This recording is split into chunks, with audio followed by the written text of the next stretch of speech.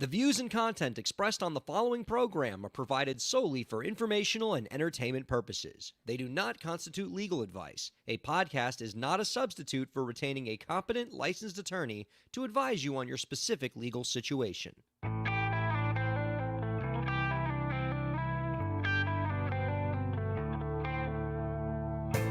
How's it going, everybody? Welcome to the show. It is time for Break the Business, where we empower indie creators and have some fun along the way. I'm Ryan Kairalla, and it is a pleasure to have you here this week, and it is a pleasure to be joined by my co-host this week, Katie Zaccardi. Hi, Katie. How's it going? Hi, Ryan. It's going good. How about you? It is so good. One of my favorite people in the music industry, and I'm so glad to be having you on this ride for the next hour. I gotta tell the listeners and the viewers what I like most about you, Katie. My favorite kind of people in the music biz are the ones where if they gave you a business card, it would wrap around like all the way around and back again because of all the things that you do and you do well. You host multiple music industry podcasts. You're a music career coach, a yoga instructor, and a hypnotherapist too, I believe. I'm getting trained. Not yet. I mean, I'm getting trained to be certified. So as soon as I am, I'll let you know. We can do some hypnotherapy on the podcast. Oh my God, can we do that? Does it work? I mean, you'd be the person to ask. Does that work over live stream? Could you hypnotize me through the stream over StreamYard? Because, oh my God, that would be a segment. I mean, I'm getting my certification virtually, and a lot of people who take it, like, they do fully online coaching. So yeah, I think we can make it work. When I got the thing, I got this little like pendulum, and you use it and you swing it. Hey, I don't know how to careful with that. I'm going to take over your brain for this We got a whole show to do here. You're going to have me clucking like a chicken for the next 55 minutes. We can't have that. It was my plan all along. Yes, you need to let me know when that training is complete because we need to have some serious fun with that. Not that we're not going to have some serious fun today. Our guest coming up in the next segment, Michael Elsner of Master Music Licensing. As somebody who coaches musicians, Katie, is there any part of a musician's career that they talk to you more often about and want to learn more about than sync licensing? That's like the hot topic for musicians, right?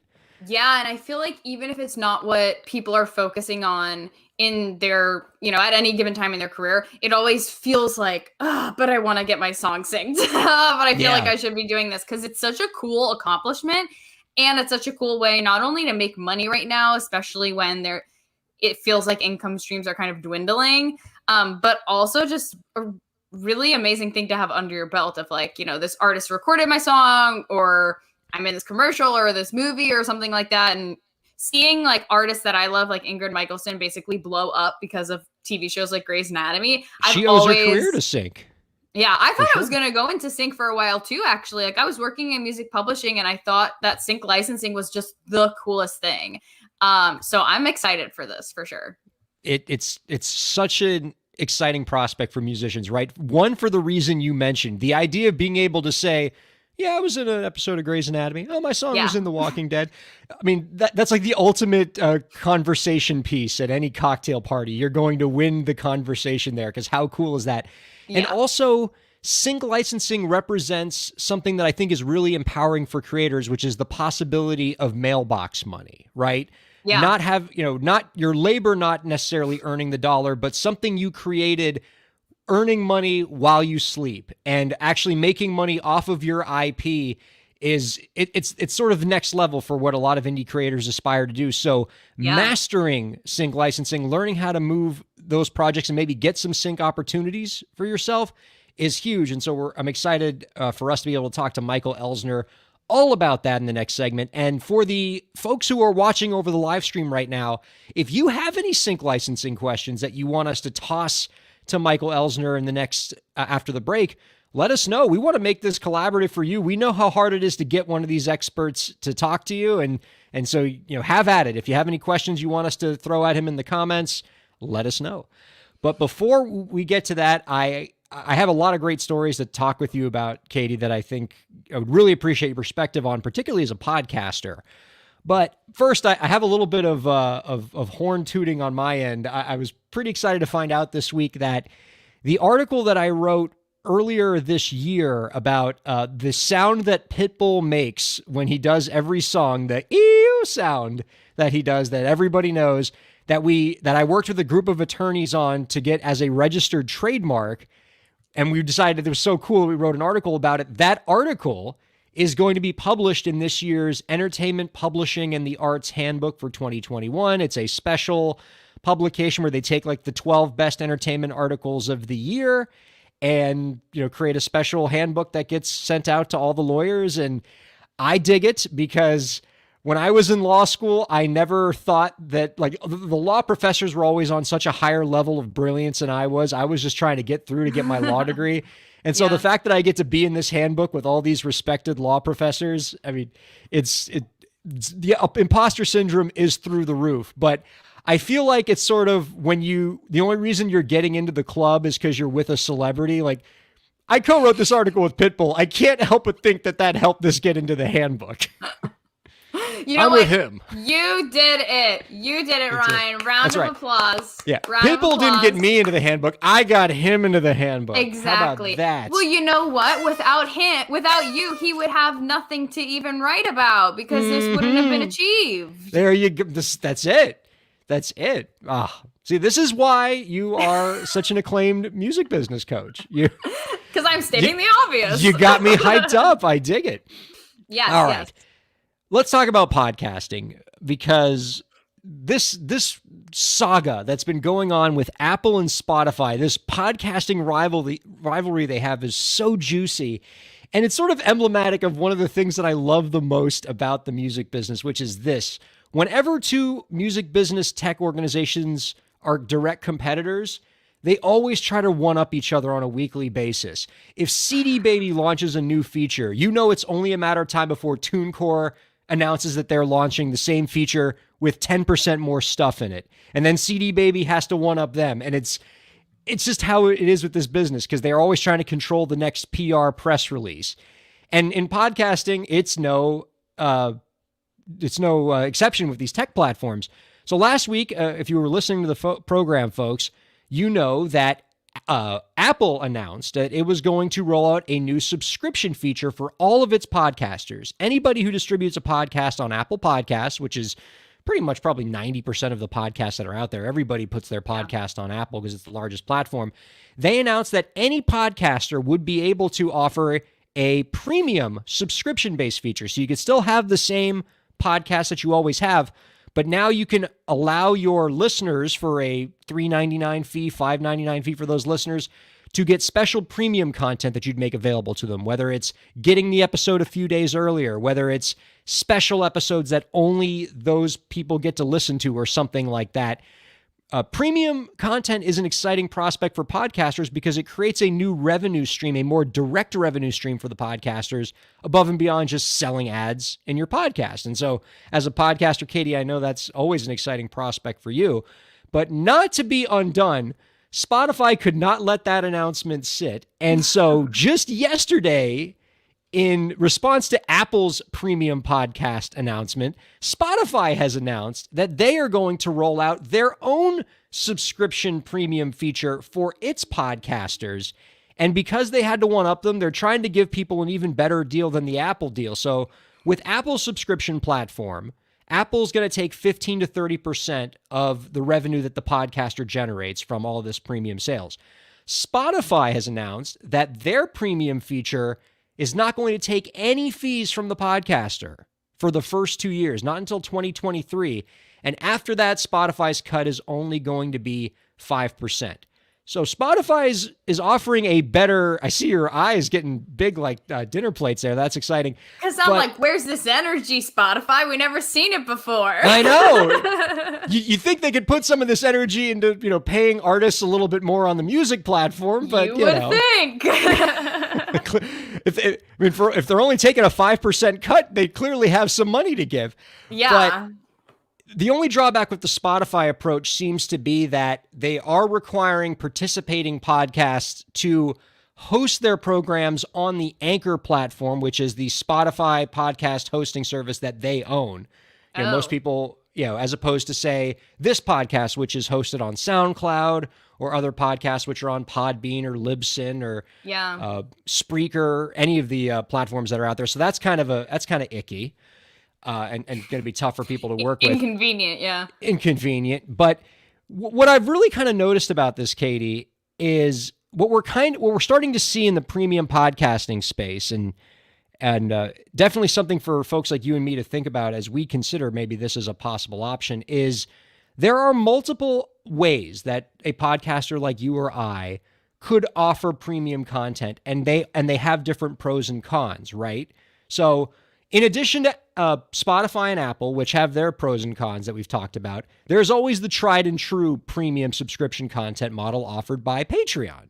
Yeah. Where you have people who are your patrons, they pay money a month, and you can give them access to your episode a week early over email, or give them special premium content. But what I was talking about last week with Zach Sloan when he was co-hosting, which I thought was a pretty interesting point that he and I were kicking around, is there's a lot of, if you have friction in the podcasting space for your listeners, you're going to lose listeners, right? If a podcast is being sent to your email, if it's being sent to you via a direct message in Patreon, as opposed to just being sent right to your phone on your Apple Podcast or Spotify platform, you're probably not going to listen to it, right?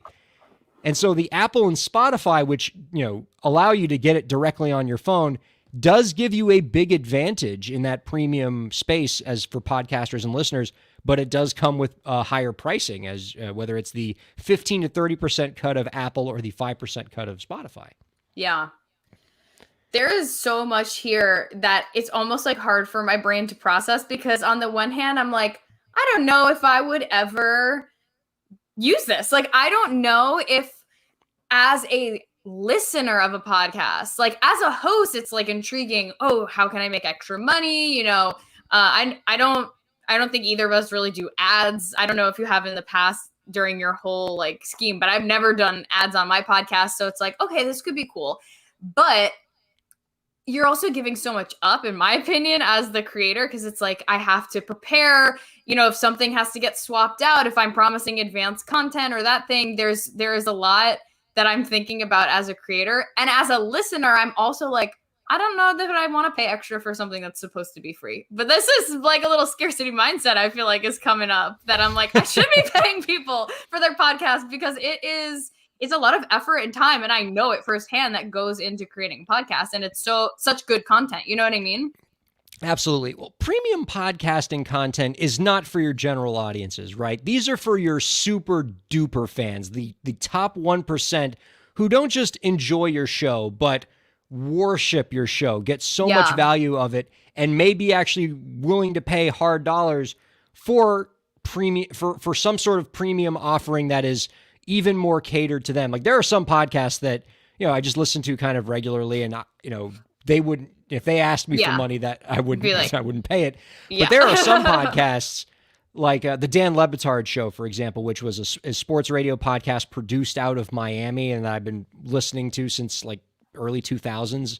I'm a loyal fan of theirs. If they shut down their podcast off of Apple tomorrow and said the only way you can listen to us going forward is paying, $10 a month, I'd be grumpy about it. But I do it. You do it, yeah. And those are the kind of that's fans. what you want as a podcast host. Like, you want people who are diehards. But here's my almost question for you, because I feel like the one advantage that Patreon might have is that you also get the community, or you have the potential at least for community there. Whereas if I'm like on Spotify and on iTunes, you wouldn't get that. But if you are a loyal listener of a podcast, you also probably like the community that it creates and like the other people who listen to it.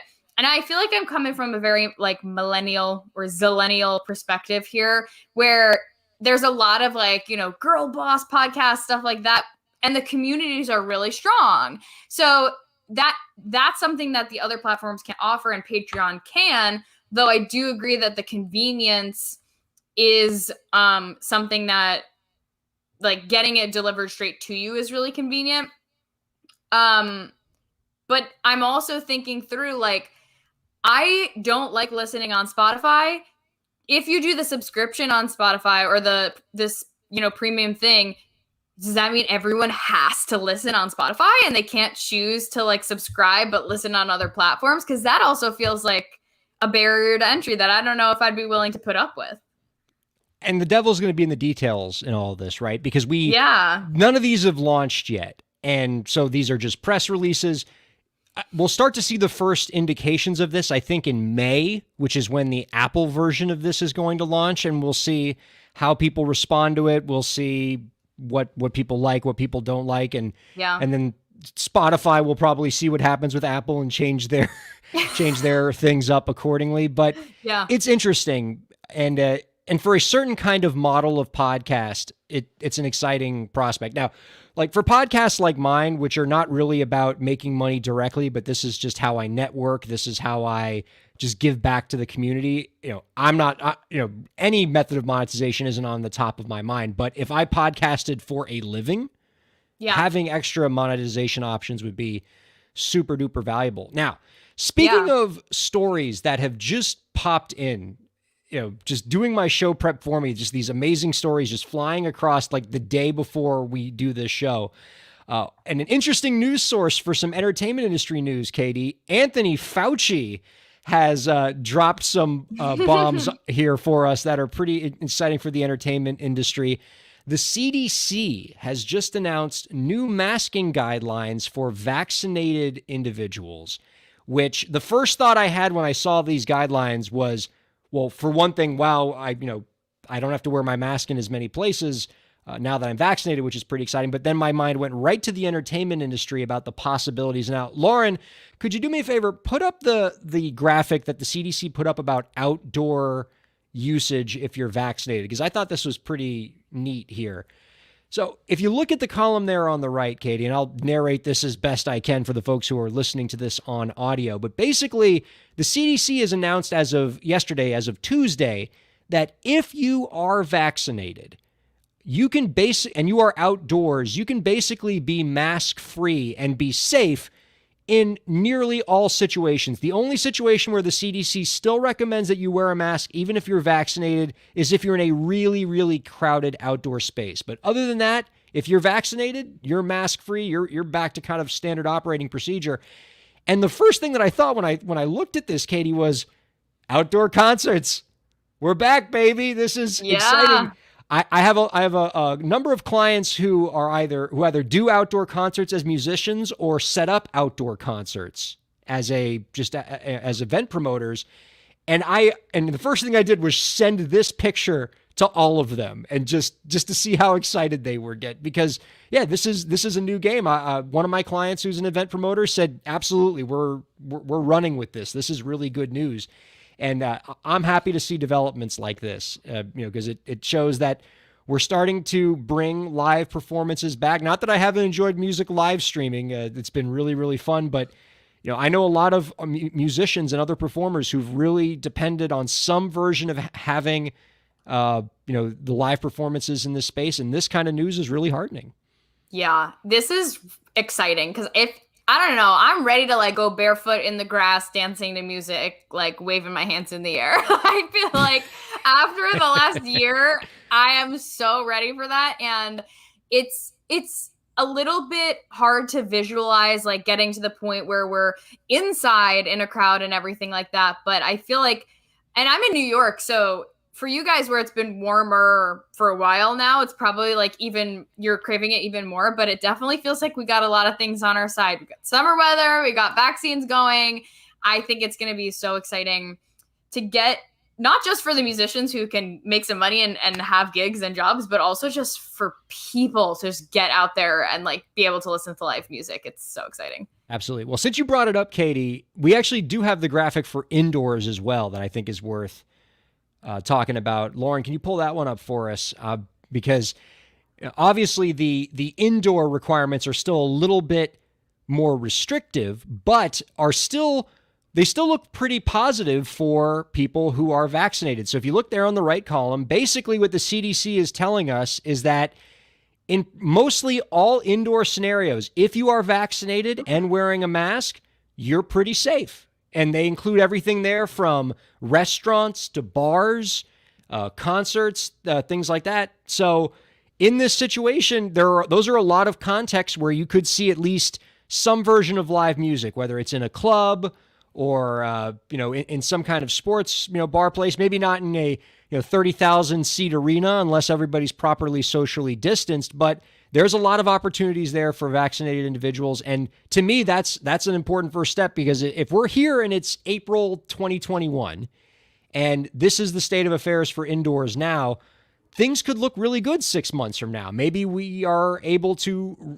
feel safe reopening live music venues by the end of this year. I'm no epidemiologist, so I'm a juris doctor, but so take those things with a grain of salt. But honestly, when I think of where we were 6 months ago, if you told me those graphics were going to be something we'd be talking about in 6 months, I would have said you were crazy. I mean, this is such a welcome development for my music clients. Yeah, it's hard for so long it was like, oh, we'll be back soon. And then I feel like everyone just gave up and it's like, we'll never be back. But now we are actually able to start planning in a way that at least gives us some insight as to, like, what's happening next. I'm definitely still wary. I've got, I'm kind of waiting to see what happens. But even if we can, start to implement them and start to get this going, even if there's a setback, to just start to move forward, I feel like I keep saying it's so exciting because I don't even know what other words to use. It's just I can't fathom it. We've all been inside for so long that it's going to be great. But this is also, I'm up in here in New York. I know in Nashville and other places, they're doing this already. They already started without permission.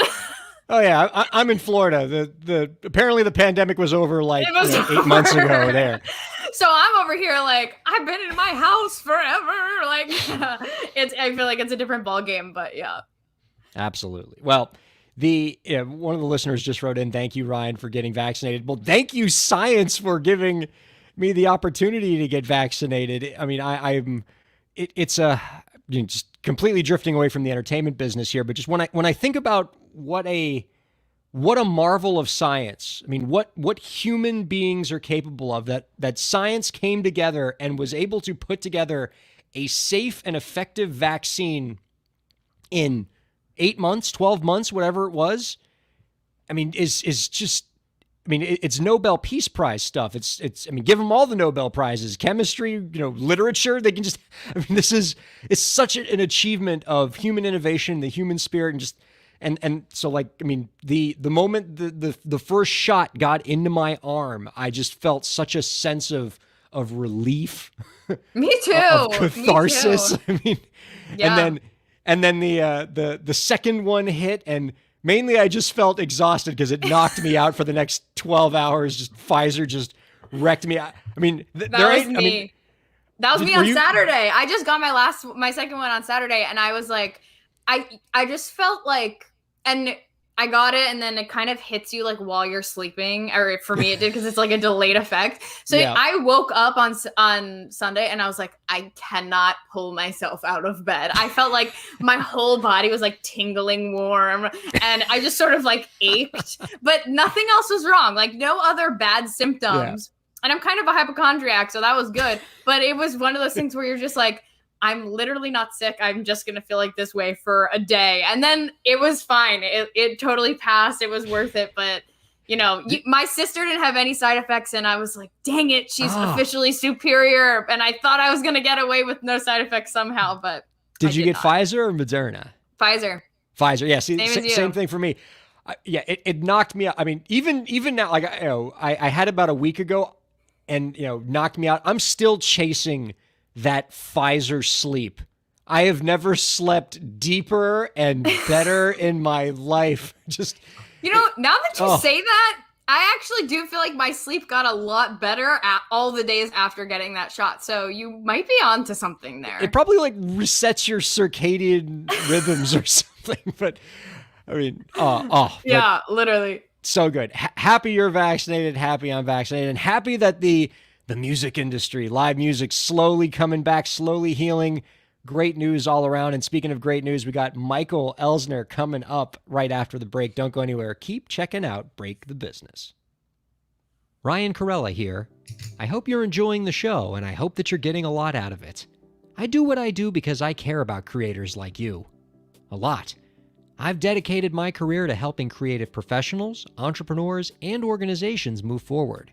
I do it by hosting this program, and I'm also proud to do it in my legal practice.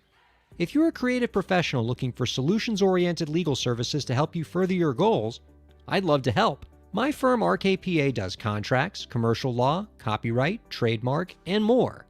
Visit rkpalaw.com to learn more. That's rkpalaw.com. Ryan A. Kairalla, PA, Miami, Florida.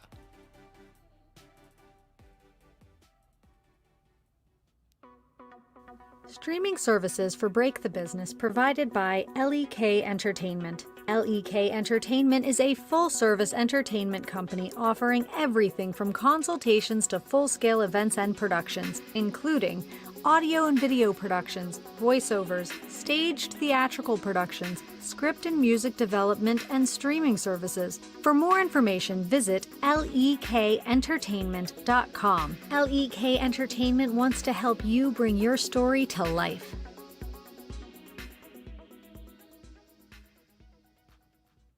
Thanks for supporting Break the Business. If you have a question or topic that you want us to discuss, email us at breakthebusiness@gmail.com. You can follow the host, that's me, on Twitter at Ryan Kair, and you can follow the show at the BTB Podcast.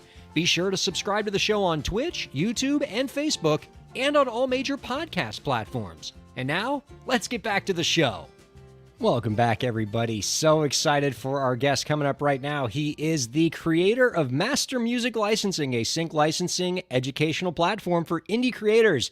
Find out more by visiting mastermusiclicensing.com. Happy to be speaking with Michael Elsner. Hi, Michael. Welcome to the show. Hey, Ryan. Hello, Katie. How you guys doing?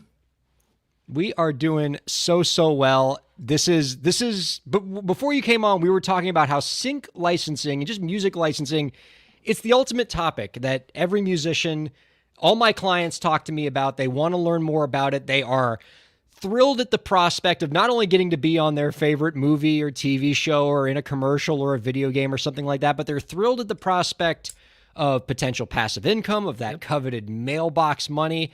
And so folks like you who are experts in this field and are sharing that expertise with the creative community, we're always happy to talk with you. And we have a ton of questions. We really do. Awesome. But first, before we get into these questions, we have a little tradition around here. Anytime we've ever had a guest that's ever been on a game show, we need to know more about this. I guest on a few months ago who was on Let's Make a Deal, had great Wayne Brady stories for us. We have to, and so anytime we can mine this particular gold, we go for it. You were on The Price is Right, my all-time favorite game show. My sister Lauren, who produces the show, she loves The Price is Right too. Who doesn't love The Price is Right? And apparently you had a wild story from your time on the show. We need to hear about this. Yeah. So I wasn't a guest. I wasn't like a contestant. I was actually a prize. So I know, crazy, right? Okay, you're gonna have to elaborate. I'm intrigued. There's a video on YouTube. So I had a friend of mine, an endorsement with a particular guitar company, and they were, giving away one of their guitars as a prize. And so what happened was, he sent them a bunch of photos of a bunch of their endorsing artists who could come out and like play it. When the curtain opens, they come out and play the guitar, right? You're bidding on a new guitar, and so he called me. I guess he sent in a bunch of photos, and a bunch of the guys were all tattooed guys and stuff like that, and whatnot. Rock guitar players, and the people there, they said, they wanted it's a wholesome family show. So they wanted someone who wasn't all tatted up. And so he called me and says, do you want to be on the show? And I was like, heck yeah. So you were the wholesome alternative. Apparently. Yeah. But what's funny is the night before, is a last minute thing. And so the night before, I put together this whole thing, and I envisioned in my head what was going to happen, which was a mistake. But I envisioned in my head, like, okay, they're going to open up the curtain, and I'm going to play like a couple riffs, like rock riffs, and I'm going to go into like change a little setting on my pedal board, go to like a funky thing. And I put together this whole thing that I was going to play like in a couple of seconds to like show off the guitar. And so I got there, and when I got there, you know, and like the next day in the afternoon, the stage manager tells me, okay, you're going to be walking out from the side of the stage. You're the first prize. You're going to walk out. So that completely screwed up my whole thing of having my gear in front of me. And they took my gear off and just put it, you know, like up where the sound booth was. So that was the first thing. So I had to think of something new to do. And because I was going to be walking out in front of the contestants right next to Drew Carey, and it totally screwed everything that I had planned. But then on top of that, the guitar that they were giving away had been in storage for about 6 months at their storage facility, was all out of whack. The strings were all rusty. So the guy who's with the company, he's sitting there adjusting it. And, you know, they shoot the show live, kind of like this. Like once it starts, it's on, mistakes and everything, right? And to make a long story short, I never had the guitar. I never had my gear. They took it away. I didn't even know what stuff my stuff was set to. All I knew is that about, you know, a couple minutes before we played, the show started, they gave me a guitar. It was massively out of tune. I started, you know, frantically trying to tune it up. Had a floating tremolo on it, so guitar players know that's not the easiest thing to get in tune quickly. And then they're, you know, wiring it up. Then they take it to do a final polish. They give it back. It's still out of tune. I still don't really know what I'm going to do. And there's a lady with the clipboard. They start doing the countdown. She pushes me out. I walked out on stage. I couldn't hear a thing I was playing. Terrified, but I played it up really well. And it actually came out okay. But the whole time I was there, you don't understand. Like, I didn't hear the guitar. All I heard was like talking from the announcer, you know, and then the audience clapping. And there's a guy behind the camera who's like directing me to turn around and look at this camera and play to this camera. And we do this whole little thing. And then I didn't even hear Drew announce me like, thanks, you know, Michael Elsner. He announced my name 3 times, kicking me off the stage because I just couldn't hear him. Right.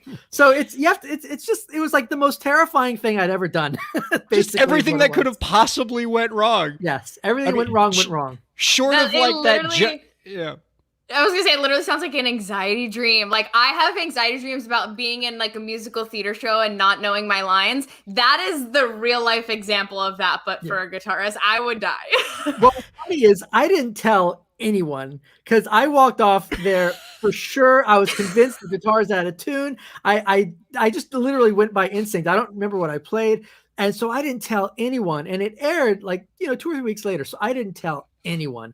And I knew what day it was airing. I think the only person I told was my mom, you know, and the girl I was dating at the time. So we watched it that morning. And I was like, oh, it's actually okay. Well, I go back into my room where I left my phone, and I was blown away. I had a slew of text messages from my musician friends, even a person, you know, I was, what was I, like in my I was probably like 38, 36, 37 at the time. So, you know, 20 years ago, people I had gone to high school with had even like sent me like messages on like Facebook and stuff like that about it. I thought, I couldn't believe how many people watched this show. I was so blown away by like noon, you know, all the messages I had, how many people saw that. So yeah, it was pretty funny. It's an institution. If you are too sick to work, it's written in federal law. You have to watch Price is Right. It is the rule.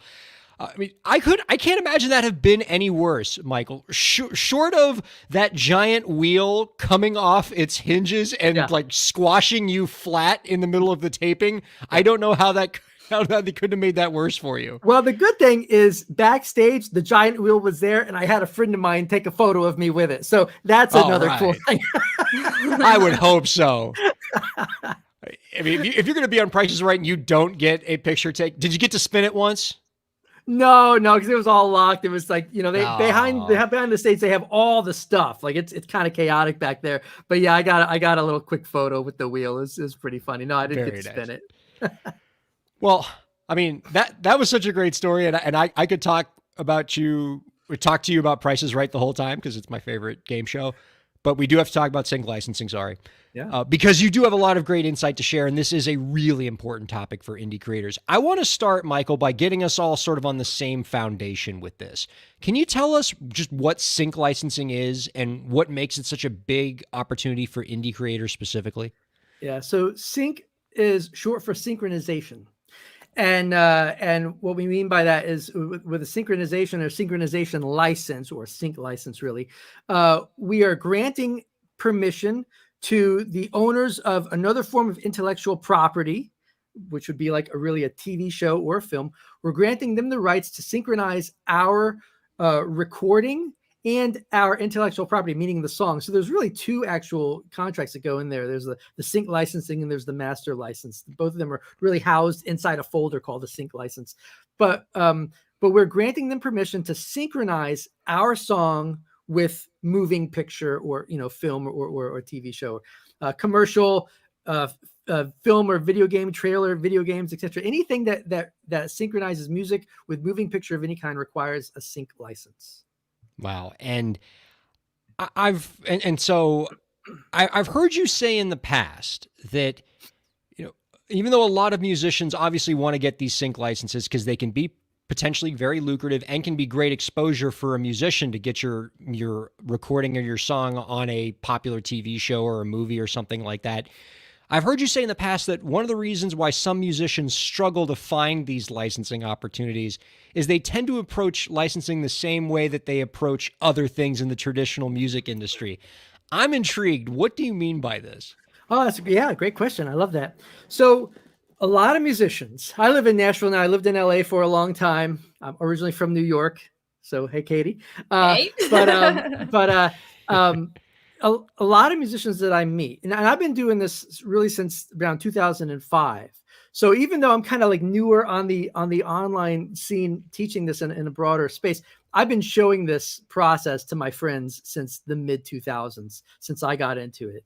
And the thing that I've learned, I see over and over and over and over and over is, a musician will finish their song or their record. They really will finish a record, especially like living in Nashville now, pre-COVID when I'd go out and, meet different people and stuff like that, and meet musicians. So what are you doing? Oh, I'm doing a lot of sync licensing, and they don't really know who I am. And oh, that's amazing. What shows are your songs getting on? Well, we just finished a record, so we're just blasting out our album to all these supervisors.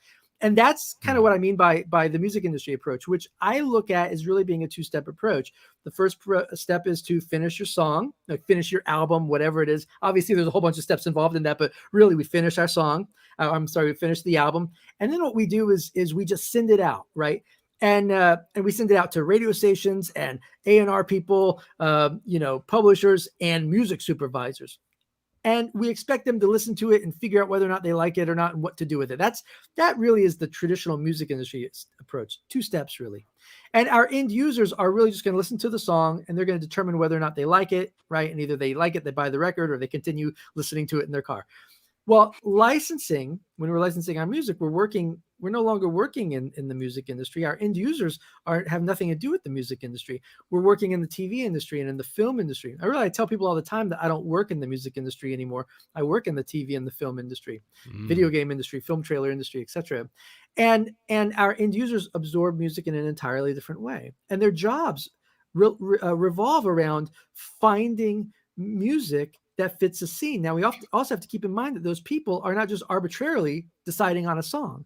These supervisors or editors, they're working with producers and directors, production companies who months before, when they were filming the scene or when they're putting everything together, they had already a very clear idea what they were looking for musically in the scene. We also have to keep in mind that music comes in at the very, very, very end of post-production when everything's being edited together. So at that point, what's happening is a supervisor or a music editor, whoever that end user would be, depending on the situation, they're really following kind of a guideline that was given to them by the director and the producer. We want a song in the style of John Mayer, but we want it to be a female vocalist. All right, so we have to find a song in the style of John Mayer, but a female vocalist, or we want an upbeat rock track and stuff like that. So they're going to type in very specific keywords. They're going to, search out of hundreds of thousands of songs to funnel it down to, 10 or 12 songs. Then they're going to quickly pull them in and spot check it and see which song kind of feels best under that scene. Once they've chosen that, then what's going to happen is an editor or a music editor is then going to take that song and, the various versions of it, meaning like an instrumental and a vocal version, and they're going to then, set it into that scene, position it exactly how it needs to be, even cut it up if they need to do a quick arc of the song in like a 45-second period. Then of course they're going to cut it up and really create their own edit of the song. and also edit the scene to really match certain hits of the song as well. And then it gets passed on to a re-recording mixer, who's the final cog in the wheel. And that person's job is to take all the dialogue, all the sound design, all the music, and edit it together into what we end up watching as the show or the movie and stuff like that. So those end users, they absorb our music in an entirely different way. So they need it delivered to them in an entirely different way so that their job is as easy as possible. It's as easy as possible for them to find the relevant song based on their search. It's as easy as possible for them to pull it in and audition that or the various versions and stems of it so they can really, work with it within the scene. And then also clear the license and clear the sync license and the master use license from the owners of that song. So that's an entirely different process than just sending your music out, sending out a CD and hoping that someone figures out what to do with them. A lot of musicians do that first process. They send it out and then they go, man, sync licensing sucks. I sent out my music to all these people and I never heard anything. Well, of course you didn't, because you delivered it to them in a way that they cannot use it. So it really starts with understanding that when we're licensing our music, we're no longer working in the music industry. So we have to approach it with a different process. I appreciate that perspective. A close friend of mine is a really accomplished music supervisor, and she says that when musicians come to her for advice, she has 4 words for them: make my job easy. Yep. And everything that you brought up there, Michael, fits in with that, right? Yep. Making the track searchable, making it, showing me how this could be used in a particular work. What artists does this track sound like? Having it in databases that are easy to access. And as an important step from the legal side, making sure that there is clean title, that the rights are easy to manage so that when it comes time to set the license up, you're not going to create 100 steps for their business affairs department, but that song is ready to license and ready to go. Right. Make their job easy. Right. And licensing is not difficult, but you might appreciate this too. The business of sync licensing, it's a contract-based business, right? That's the first thing about it. It's all about intellectual property. Of course, we want to make their job as easy as possible on for them to find it and utilize it. But to actually secure the license, it's a contract-based business. It's the exact same business model as real estate. It's the exact same business model. The only difference, okay, I gotta hear some elaboration here. The only difference is that if I sell my house, right? I've sold it to you. We agree, we negotiate terms, right? Of course, we have to make sure that you have clear title, that when you buy it, 2 years from now, someone's not going to come after you saying that they own it, right? So there's that clear title aspect of it. But when I sell you my property, all the specifics regarding it are going to be in the contract. So, for example, if your question is like, well, it's right next to a pond, do I own that pond? Well, I don't know. We have to look at the actual, lines that tell us what the property is, right? So those are the specifics regarding that particular contract. When I sell you this house, it's going to say you also get the pond next door and all that stuff. It's the same thing with licensing. Every single detail is very clearly stated in the contract. The only difference is that when I sell you my house, after it's sold, I can't come back into it. If I come back into it, I'd be an intruder. You could really legally shoot me and, or call the cops and have me arrested, right? You could do that because I don't own it anymore. With licensing, the difference is it's kind of like renting. I'm really giving you permission to use this song for a specific purpose that's, of course, going to be stated in the contract based on an amount that we've negotiated. And that's it. And then you can use that song for your show, and then I can take that song and I can still then offer it to someone else, and they can use it on their show or their film, and I can keep offering it. The only difference is in the exchange of this business transaction, I never lose the rights to my song. But in real estate, I do lose the rights to my house. Yeah. That's like, I'm going to keep that. I'm going to use that. That's a great metaphor. Let's turn now to your platform, the Master Music Licensing. You talk about a 4-step plan to sync licensing success. I'm all for anything that can be done in a few number of steps in the music business, so that's awesome. What is step 1 of the 4-step plan? How does this whole process start for a creator? Yeah. So my perspective of it and the way that I've approached licensing from the beginning was always from the standpoint of a writer, composer. And so throughout my career at different times, I chased after things like, oh, they want this, so I'm just going to, keep writing music like this. And I realized two things with that approach. One, I didn't enjoy it. And two, it was really never authentic. So when I decided to stop doing that and I went back to, I'm just going to write the music that I want to write, the opportunities started presenting themselves again. So the first step of my process is what I just call build your catalog, because I couldn't think of a better term for it. But what I mean by that is to write the music that you want to write the music that's authentic to you, and stop worrying about all the music industry rules of songwriting. Because the reality is that every single section of a song can find a home. You could have a verse, find a placement in a particular show. You could have a bridge, find another placement in another particular show. So basically every part of your song is valuable. There's a line that songwriters have, which is, like, don't bore us, get to the chorus. You hear that a lot with songwriting classes and whatnot. And I hate that line, because to me, that says that nothing else is valuable but the chorus. Don't bore me, just get to the chorus. Well, the intro of a song with licensing has the potential to be used in a trailer and make you $10,000. Right. The bridge has the potential to be in a very, poignant moment in a scene and make you, thousands of dollars, not only in the upfront fee, but in the back end royalties. So the first step of my process is to always be writing, always be adding to your catalog. So that's it. Write without boundaries. Write the music you're passionate about. If you want to come into your studio and write heavy metal, rock, there will be an outlet for it. There are TV shows where they're building cars and motorcycles, and they use heavy metal. But if you want to do acoustic, singer-songwriter stuff, there are great montages in shows like Grey's Anatomy that use that kind of stuff.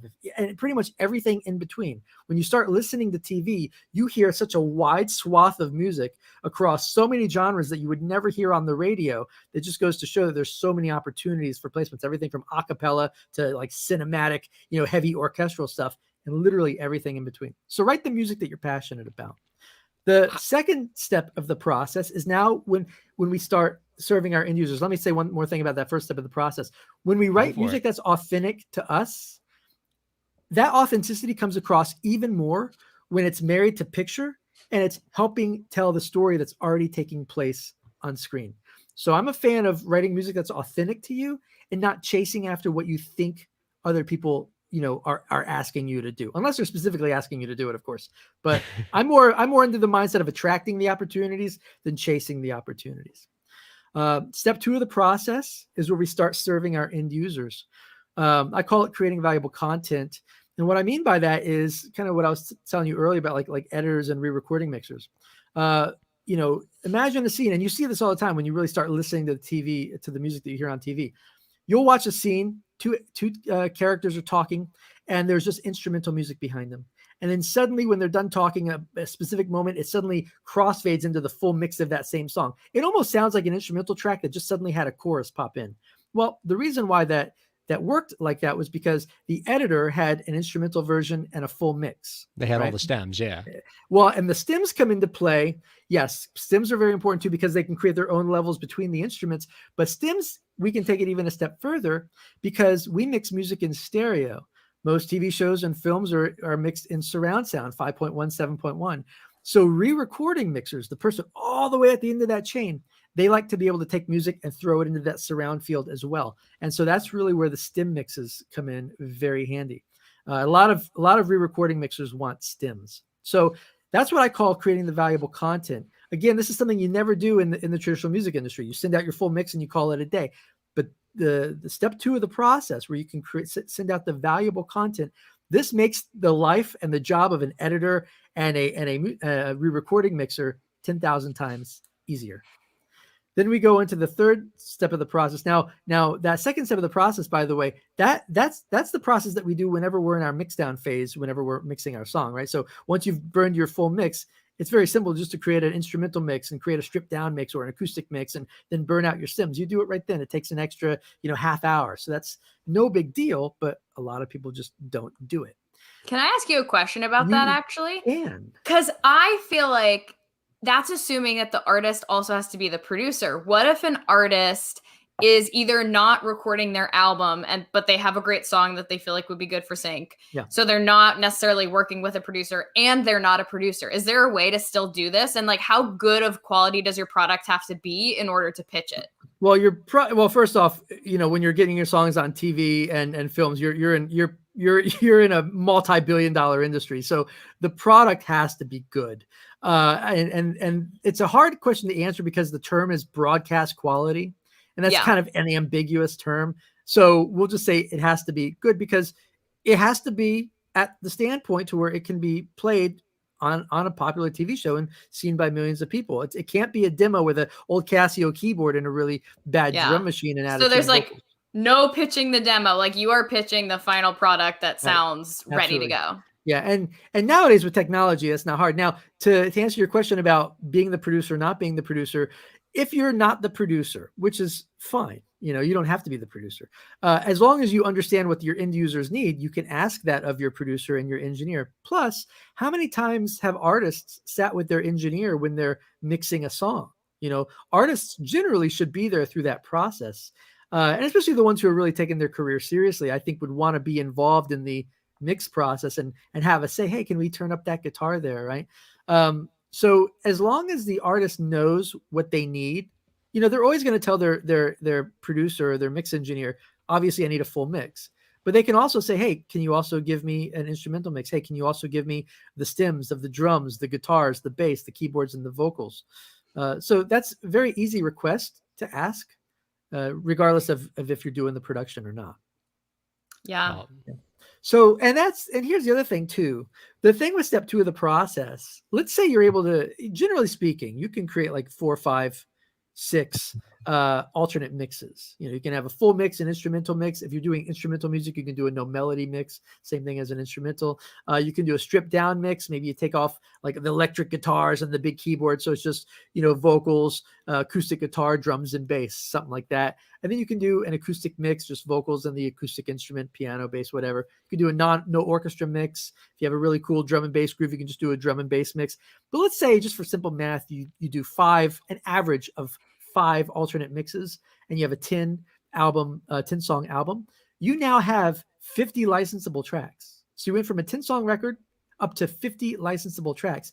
And this just exponentially really increases your potential for placements. Now, if you can't go to your back catalog and create any alternate mixes, and you only have 10 mixes, only have the full mixes off that record, then it doesn't mean you can't license your songs. It just means that you've now limited yourself. You can't get all the other potential placements, like, oh, we like this track, but we just need the instrumental of it. Well, if you can't deliver the instrumental of it, then that's not a placement you're going to get. It doesn't mean that you can't get a placement of that vocal down the road. You just won't get all the other potential placements that are possible for you. And my whole focus, making a career out of this, is to always be generating consistent placements. And so, of course, by doing that, I want to deliver as many options to my end users as possible so I can always get that consistency going. I can dig that a lot. That's so exciting to me.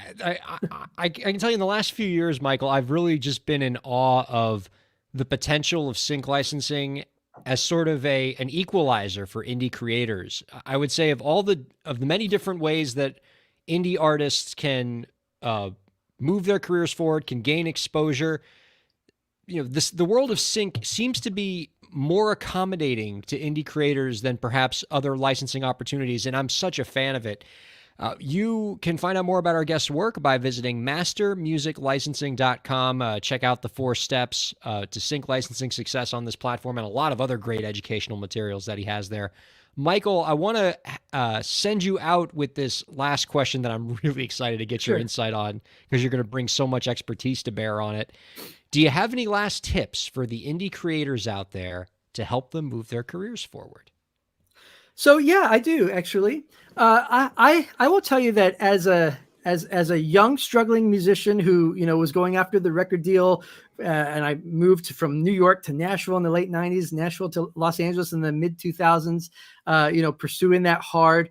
I will tell you the thing that really changed everything for me was when I started working for very successful producers and composers as a guitar player, playing on their projects. I learned that all of them had a very thorough knowledge and understanding of publishing and the overall business. And at that time, I didn't, because I didn't go to music school, and I just wanted to play guitar and play in a rock band. But when I decided that I was going to really make a concerted effort to learn the business like these individuals did, I was so impressed by their knowledge that's when the entire game changed for me. And so I think the most important thing that I could tell anyone, wherever you're at, is to thoroughly understand publishing, and maybe not even publishing in its most base, in its most like the basic sense of publishing, but I would even take it a step further to just understanding your rights as a songwriter. And what I mean by that is when you write a song, you're creating a piece of intellectual property, and that intellectual property can become a business asset for you if you allow it to. Actually, it will be one if you really allow it to be one for you.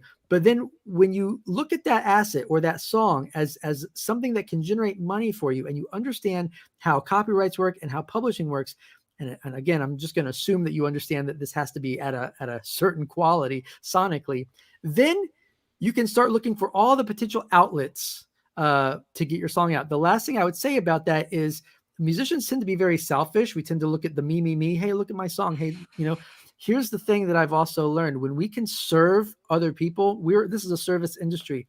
So if we're putting our music out there, in the case of licensing, every single song that I write, I look at it as a service to my end users, the music supervisors, the music editors, the re-recording mixers, ultimately the production companies that are going to be licensing it from me. I want to serve them, and I want to make their job and their life as easy as possible in every aspect. And by understanding the business, it just makes their life even easier. So when you're able to do that, you start getting repeat clients who like working with you so much that they're going to keep coming back, and they're going to keep licensing music to you because you make their job easy and you're giving them high quality content. It gets back to what we said about how to win the hearts of music supervisors, right? Make the job easier. And, it works in sync, but it works in many other sectors of the entertainment biz as well. Again, you can find out more about our guests' work by visiting mastermusiclicensing.com. Michael, thank you so much for joining us this week. This was an absolute treat. Don't be a stranger. We'd love to have you on again soon. I would love to join you again soon. Fabulous. Oh my goodness. I love talking about sync. It just puts me in such a good mood. I love its potential for empowering indie creators, and I'm grinning ear to ear over here. Yeah, I gotta tell you, one of my biggest regrets is not getting the instrumentals of my first EP when I recorded it. Not that I'd be like pitching to sync necessarily, but like even a couple years later, I was like, dang it, I didn't know enough. Like I didn't know enough at the time as an artist, and now it's great that people like Michael can come on here and so openly share information that so many artists are going to be able to put to good use. Yeah, love it. I love talking to the sync licensing experts. And speaking of getting to talk to experts, Katie, I want to direct some of the folks who are checking out this program now to the expertise that you have to offer. Can you, before we close for this week, tell the folks watching and listening about where they can find all the stuff that you're up to, your podcast, your coaching, everything? Yeah, so pretty much everything is at Katie Zaccardi. Hanging out on Instagram the most at Katie Zaccardi. Also on katiezaccardi.com is where you will find links to all of my offers, all my social media, and the podcast, which is the Out to Be podcast. And you can listen to that Apple, Spotify, or wherever you listen to podcasts and want to pay me more money to do it eventually. And you're also a co-host on the Daily Music Business podcast. Yes. So the Daily Music Business podcast is a daily podcast that has different like hosts every day of the week. And so I host once a week, and usually the episode drops on Thursday or Friday. So you can go subscribe there. And there's a bunch of other great co-hosts as well, putting out awesome content every day of the week, not the weekends. We need a break. Almost daily. Daily on the days that matter. Yes. Katie, this has been fantastic. I really appreciate getting to hang out with you. Don't be a stranger yourself. Love to have you come by anytime, especially when you get that hypnotherapist's license. We're gonna have a blast with that. That's gonna be crazy. Yes, I will be back. We will hypnotize Ryan on air. Awesome. Although I'm sure I'll be back before then too. This is always a good time being on the Break the Business podcast. Oh, fantastic. And it's a great time hanging out with all of you watching and listening as well. Thanks for checking out Break the Business. We'll see you next week. The views and content